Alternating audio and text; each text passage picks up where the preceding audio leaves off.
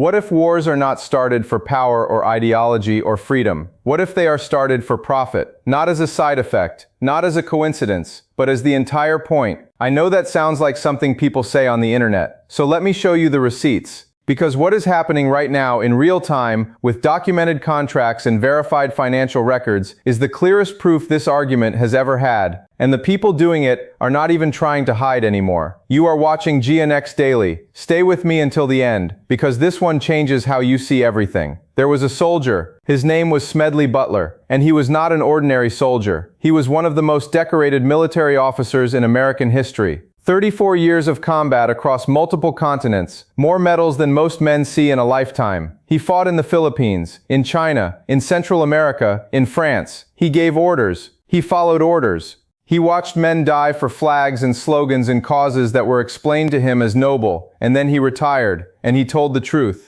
He said everything he had done, every war he had fought, every enemy he had killed, was not in service of his country, it was in service of businessmen. War is not about freedom or security or national honor. War is a transaction. It produces enormous profit for a very small number of people who are never anywhere near the battlefield. He wrote that in 1935, he died in 1940. He never got to see how right he was. Because 90 years later, in the middle of a military campaign that has devastated an entire region, we are watching his exact words play out, except this time there is no secrecy, no subtlety. The people profiting from this war are announcing their investments publicly. They are sitting in the White House. Let me show you how this works. And I mean mechanically, how the money actually moves. Most people imagine that a politician gets elected, takes office, makes decisions, and occasionally gets corrupted by outside money along the way. That is the story we are taught. But that is not how it works. Not anymore. Maybe not ever. The money comes first. The investments are made before the decisions. The positions are taken before the war begins. The profit structure is already fully assembled by the time the first bomb falls. The war does not create the opportunity. The opportunity is engineered, and the war is simply the mechanism that unlocks it. Hold that thought, because everything I am about to show you will only make sense through that lens. In 2023, a man named Yed Malik launched an investment fund called 1789 Capital, named after the year the American Bill of Rights was written. From day one, the fund positioned itself not as an ordinary profit-seeking vehicle, but as something almost ideological.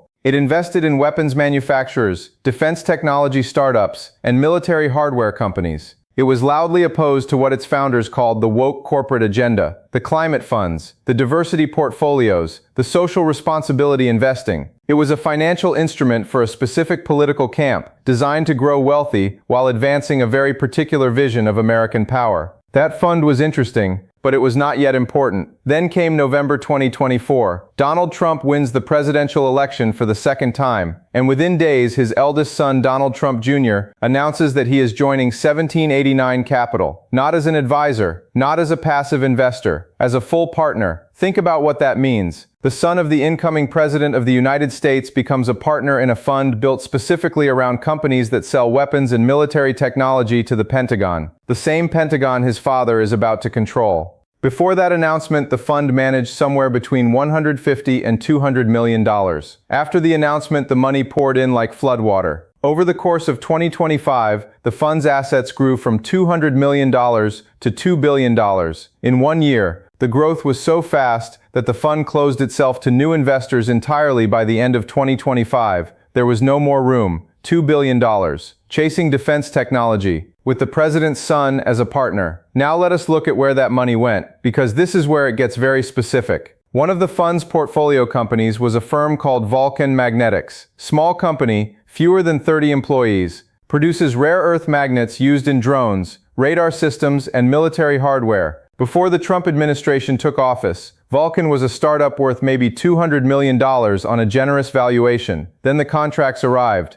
The Pentagon gave Vulcan an initial contract of $10 million, but then the Department of Defense extended Vulcan Magnetics a loan worth $620 million. A loan to a 30-person startup, worth 3 times what the entire company was valued at. The largest single loan in the history of the Office of Strategic Capital at the Department of Defense since it was created in 2022. The Department of Commerce then added another $50 million in federal incentives, injected directly as an ownership stake in the company. A company worth $200 million received government support worth almost $700 million. Three Democratic senators, Elizabeth Warren, Richard Blumenthal, and Andy Kim, sent a formal letter to Defense Secretary Pete Hegseth demanding an explanation. They described the arrangement as a conflict of interest threatening national security and constituting the waste of public funds. The letter received no meaningful response. But Vulcan is not even close to the most important company in this story. That is Anduril Industries. Anduril was founded in 2017 by Palmer Luckey, the same person who founded Oculus VR and sold it to Facebook for $2 billion. Before being pushed out after it emerged he had donated to pro-Trump organizations during the 2016 election. After leaving Silicon Valley, Luckey walked directly into the weapons industry. He founded Anduril with one purpose: to build AI-powered military systems, autonomous drones, and combat surveillance platforms for the American military and its allies. In June 2025, Anduril raised $2.5 billion in a funding round valuing the company at $30.5 billion. That round was led by Peter Thiel's Founders Fund, which alone put in $1 billion, the single largest check that fund had ever written. Then the Iran war began. 2 weeks after American forces launched their campaign, on March 13, 2026, the United States Army awarded Anduril a $20 billion contract, a 10-year deal. The largest defense technology contract in American history. More than 120 separate existing Army contracts absorbed into a single agreement. $20 billion to one company, 14 days into a war. And who holds equity in Anduril through 1789 Capital? The president's son. Now let us talk about Peter Thiel, because his fingerprints are on almost every thread in this story. Thiel is the co-founder of Palantir Technologies, the data analytics company that provides intelligence software to governments and military agencies around the world, including the Israeli military, and which holds its own $10 billion Pentagon contract. People from Thiel's inner circle hold sensitive positions inside the current Trump administration. He personally financed J.D. Vance's path to the vice presidency. He is not an investor who occasionally influences politics. He is a political operator who controls enormous capital, and he has embedded his financial interests so deeply inside this administration that separating them from government policy has become almost impossible. By the time the Iran war started, Thiel's portfolio companies alone were positioned to capture tens of billions in new contracts, and the war had been running for 2 weeks. Now Eric Trump,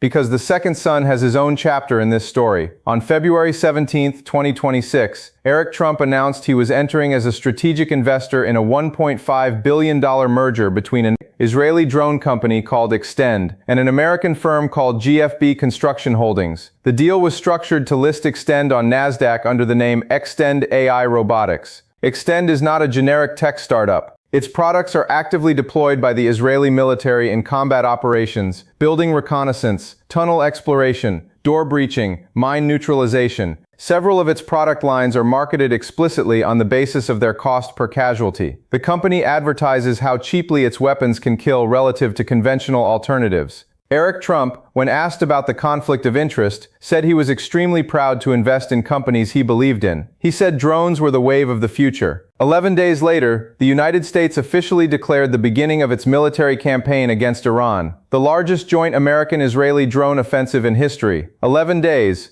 In the months that followed, a new company called Powers emerged from Florida, founded by special operations veterans. Less than a year old, already acquired 3 separate defense firms in 6 months. Kaizen Aerospace for heavy payload drones, Tandem Defense for command systems, Agile Autonomy for autonomous naval platforms. The investors behind Powers include both Trump's sons through their joint vehicle, American Ventures, and Unusual Machines, the drone company in which Trump Jr. is the third largest individual shareholder, also invested directly in Powers. The president's son holds equity in a company that invested in another company the president's son also holds equity in. A network inside a network inside a network. Powers has raised $60 million and is targeting 10,000 drones per month. Its founder confirmed that the team is currently conducting live demonstrations of drone interception technology across Gulf states facing Iranian attacks. As former White House Ethics Counsel Richard Painter noted, these governments are under enormous pressure to buy from the president's sons in order to get favorable treatment from the president himself.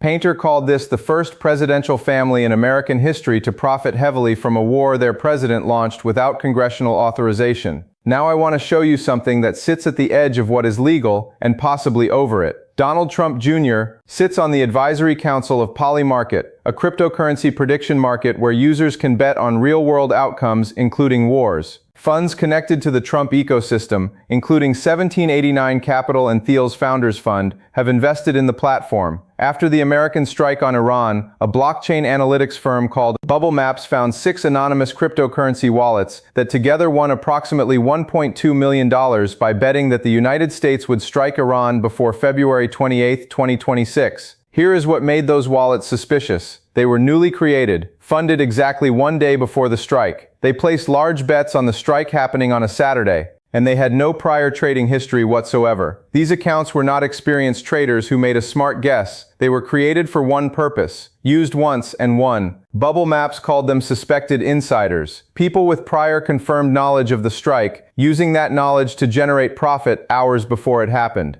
Reporting in the New York Times and the New Yorker raised explicit questions about insider trading and linked the story to Trump Jr. and 1789 Capital. The CEO of Bubble Maps acknowledged that identifying the individuals behind the wallets was effectively impossible. And then there is Pete Hegseth, the Secretary of Defense. On March 30th, the Financial Times reported that the financial advisor managing Hegseth's personal portfolio at Morgan Stanley had reached out to BlackRock to explore investing millions in the iShares Defense and Industrials Active ETF, which holds shares in RTX, Lockheed Martin, Northrop Grumman, and General Dynamics. The inquiry triggered an internal compliance flag inside BlackRock. Hegseth is legally prohibited under his own signed ethics agreement from owning shares in the top 10 Pentagon contractors. Every one of those companies is inside the fund his advisor was trying to buy. And when did this happen? February 2026, weeks before the war was publicly announced. The man responsible for ordering American soldiers into combat was attempting, through his financial representative, to buy shares in the companies that profit when those soldiers go to war, before anyone outside a small circle knew the war was coming. 5 Democratic senators launched a formal investigation and described it as a horrifying attempt by the Secretary of Defense to profit personally from knowledge of the president's war plans and a betrayal of every soldier sent into harm's way.